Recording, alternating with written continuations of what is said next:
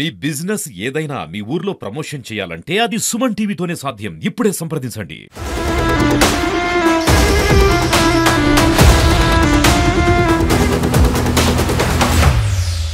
Welcome to Suman TV. హైడ్రాకి రోజుకొక కొత్త అధికారం చేతికి అందుతోంది. హైడ్రా కమిషనర్ రంగనాథ్ ఇప్పటికే సంచలనాత్మకంగా మారారు. ఇవాళ ముఖ్యమంత్రి రేవంత్ రెడ్డి కూడా చాలా స్పష్టంగా చెప్పారు, ఎట్టి పరిస్థితుల్లో చెరువులు, కుంటలు, నాలాలు, కాల్వల కబ్జాల్ని క్షమించేది లేదని చెప్పారు. అంతేకాదు, ఎవరైతే ఈ నాలాలు ప్రాజెక్టుల కింద ఫామ్ హౌజులు కట్టుకొని ఉంటున్నారో వాళ్ళ వ్యర్థాలన్నీ వచ్చి హైదరాబాద్కి నీళ్లు అందించే, తాగునీటిని అందించే చెరువుల్లో పడుతుంది. వీళ్ళ పని కూడా పడతామని చాలా స్పష్టంగా, చాలా క్లియర్గా చెప్పారు. అయితే కొత్తగా హైడ్రాకి ఇప్పుడు గవర్నమెంట్ ఇంటి నిర్మాణ పర్మిషన్ కూడా హైడ్రా చేతుల్లో పెట్టబోతున్నట్టుగా తెలుస్తుంది. త్వరలోనే హైడ్రాకి ఎవరైనా హైదరాబాద్ కావచ్చు, లేకపోతే ఔటర్ రింగ్ రోడ్డు పరిధిలో ఇల్లు నిర్మించుకోవాలి అనుకుంటే వాళ్ళకి హైడ్రా అనుమతి కూడా, హైడ్రా నుంచి కూడా ఎన్ఓసి రావాల్సిన అవసరం ఉందని అర్థమవుతుంది. త్వరలోనే హైడ్రాకి అధికారం ఇచ్చే అవకాశం కనిపిస్తుంది. ఇప్పటికే హైడ్రా చాలా పవర్ఫుల్గా మారింది. అన్ని జోన్లలో, హైదరాబాద్లో ఉన్న అన్ని జోన్లలో ప్రత్యేక హైడ్రా పోలీస్ స్టేషన్లను కూడా ఏర్పాటు చేస్తున్నారు. ఇప్పటికే విధి విధానాలు ఖరారైపోయాయి. త్వరలోనే హైడ్రా పోలీసులు కూడా రాబోతున్నారు. అయితే ఇప్పుడు హైడ్రాకి ఈ అధికారం, గృహ నిర్మాణాల్లో కూడా, ఇల్లు కట్టుకుంటే ఇంటికి కూడా పర్మిషన్ ఇచ్చే అధికారం కనిపించబోతోంది, ఇవ్వబోతున్నారు. హైడ్రా పైన ఇప్పటికే సాధారణంగా ఇప్పుడు ఇల్లు కట్టుకోవాలి అంటే, హైదరాబాద్లో ఇల్లు కట్టుకోవాలంటే మొదట మున్సిపాలిటీకి అప్లై చేసుకుంటే 2 డిపార్ట్మెంట్లు ముఖ్యంగా మనకు క్లియరెన్స్ ఇవ్వాల్సి ఉంటుంది. ఒకటి రెవెన్యూ డిపార్ట్మెంట్.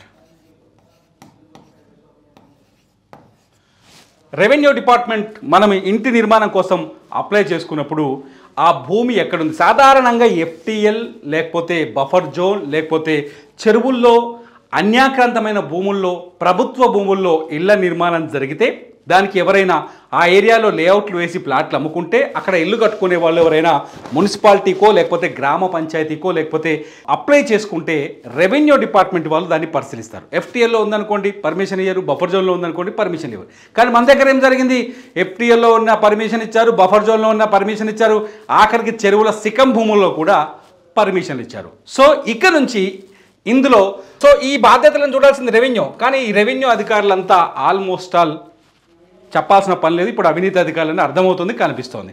చాలా చోట్ల ఈ రెవెన్యూ డిపార్ట్మెంట్ నుంచే అనుమతులు వచ్చాయి కాబట్టి చెరువుల్లో నిర్మాణాలు ఏర్పడ్డాయి. రెండోది వచ్చేసి సాధారణంగా టౌన్ ప్లానింగ్ వాళ్ళు చూస్తారు.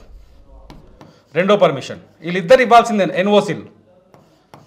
టౌన్ ప్లానింగ్, ఈ టౌన్ ప్లానింగ్ వాళ్ళు ఏం చేస్తారంటే ఇంటి ఎన్ని ఫ్లోర్లు కడుతున్నారు, ఆ ఏరియాలో ఎన్ని ఫ్లోర్ల వరకు నిర్మాణాలకి అనుమతులు ఇవ్వాలి, ఎంత వైశాల్యంలో కడుతున్నారు, ఏ వైశాల్యం ఉన్న ఇంటికి భూమిలో ఇల్లు కడితే ఎంత వరకు కన్స్ట్రక్షన్ చేసుకునే అది ఇవ్వాలి. ఇవంతా, ఈ ప్లానింగ్ అంతా టౌన్ ప్లానింగ్ వాళ్ళు చేస్తారు.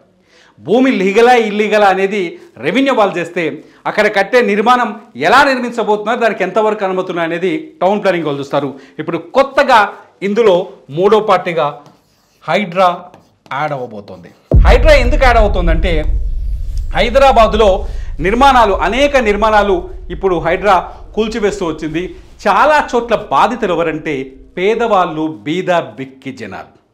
రూపాయి పోగేసుకొని ఒక ఇల్లు కొనుక్కొని ఓ గూడు కట్టుకొని ఎక్కువ మంది ఎఫ్టీఎల్ అని తెలియక, బఫర్ జోన్ అనేది తెలియక, ఎడ్యుకేట్ అవ్వక, వాటి గురించి తెలియక రియల్టర్లు చేసిన మోసంలో చిక్కుకొని వాళ్ళు పెట్టుబడులు పెట్టి నష్టపోతున్నారు. సో వాళ్ళందరూ ఇప్పుడు హైడ్రా ఇంటి పర్మిషన్లో హైడ్రా ఎన్ఓసి వచ్చిందంటే ఆటోమేటిక్గా వీళ్ళెవ్వరూ బాధితులుగా మెగరరు భవిష్యత్తులో అన్నది ప్రభుత్వ ఉద్దేశంగా కనిపిస్తోంది. అందుకే హైడ్రాకి కూడా అధికారాలు ఇవ్వాలి, గృహ నిర్మాణ అనుమతుల్లో హైడ్రాని కూడా భాగస్వామిగా చేయాలని ప్రభుత్వం భావిస్తున్నట్టుగా తెలుస్తోంది. ఇప్పటికే హైడ్రా ఎక్కడైతే ఆక్రమణలు ఉన్నాయో, ఎక్కడైతే చెరువులు, బఫర్ జోన్లు, కాల్వలు, కెనాళ్ళు, అన్యాక్రాంతమైన ప్రభుత్వ భూముల్లో నిర్మాణాలు చేపట్టారో వాళ్ళ అంతు చూస్తున్నారు. అనేక చోట్ల ఈరోజు కూడా కూల్చివేతలు కొనసాగుతున్నాయి. హైడ్రా మాత్రమే కాదు, జిల్లాల్లో, అన్ని జిల్లాల్లో, తెలంగాణలోని అన్ని జిల్లాల్లో కలెక్టర్లు కూడా, రెవెన్యూ అధికారులు కూడా ఆక్రమిత ప్రాంతాల్లో, చెరువుల్లో లేకపోతే అనుమతులు లేని చోట్ల చేసిన నిర్మాణాల్ని కూల్చివేతూ వస్తున్నారు. ఈ వీడియోలని మీరు సుమన్ టీవీలో చూడొచ్చు. సో ఈ నేపథ్యంలో హైడ్రాకి గృహ నిర్మాణాల్లో కూడా భాగం చేస్తే హైడ్రా నుంచి ఎన్ఓసి వచ్చాకే ఇళ్లను నిర్మించే అనుమతులు వస్తే చాలా చోట్ల ఈ బాధితులు తగ్గిపోయే ప్రమాదం ఉంటుంది. చెరువుల్లో కావచ్చు, ఫుల్ ట్యాంక్ లెవెల్లో కావచ్చు, బఫర్ జోన్లలో కావచ్చు, చెరువు శిఖాల్లో కావచ్చు, ఎక్కడైనా కాలువల పక్కన కావచ్చు, కాలువల బఫర్ జోన్లో కావచ్చు, ఇక్కడ నుంచి నిర్మాణాలు చేపట్టే అవకాశం ఉండదు. ఎక్కడైనా ఇల్లు కట్టాలన్నప్పుడు హైడ్రా పర్మిషన్ వచ్చినప్పుడు హైడ్రా అది బఫర్ జోన్లో ఉందా, ఎఫ్టీఎల్లో ఉందా, సికం భూమిలో ఉందా, చెరువు కట్ట కానుకొని ఉందా, కాలువకి ఎంత దూరం ఉంది, ఈ లెక్కలన్నీ చూసిన తర్వాతనే ఎన్ఓసి ఇచ్చే అవకాశం ఉంది. కాబట్టి ఇక్కడ నుంచి అతి త్వరలోనే హైడ్రాకి కూడా గృహ నిర్మాణ అనుమతుల్లో భాగస్వామి అయ్యే అవకాశం కనిపిస్తుంది. మరి మీరేమంటారు?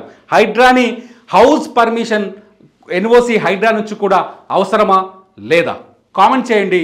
ఈ వీడియో కింద చూస్తూనే ఉండండి సుమన్ టీవీ.